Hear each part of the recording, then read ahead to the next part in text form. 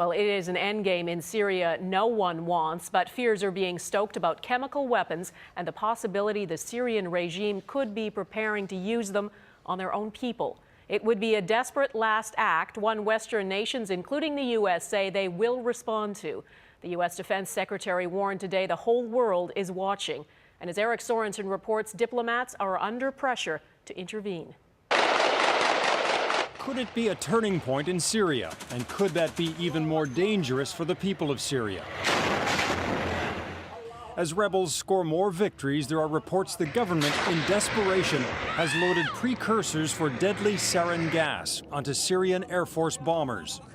If Syria's President Assad gives the order to douse his own people with chemical weapons, the United States and others may not remain on the sidelines.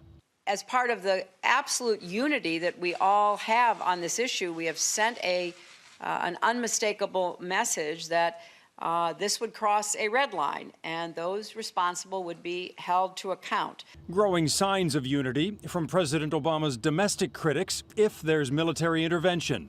The president now says he really means it, and we say, you're right to mean it, Mr. President, and we sure do have your back.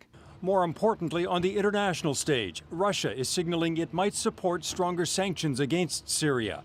Russia's foreign minister meeting in Dublin today with the U.S. Secretary of State. This Syrian spokesman said today there is no plan to use chemical weapons. It is a pretext, he says, for Western intervention. Sarin gas is a terrifying nerve agent. Inhaled, it can kill within minutes.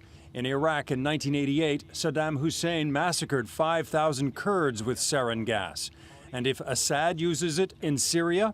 It's the point of no return. They're going to lose any sort of backing that they had from the Chinese and Russians in terms of blocking the UN vote. For the Syrian people, high hopes are coupled with deep anxiety that things could get worse before they get better. The Syrian regime may be getting boxed in, but if so, will it resort to using its weapons of mass destruction? Eric Sorensen, Global News, Washington.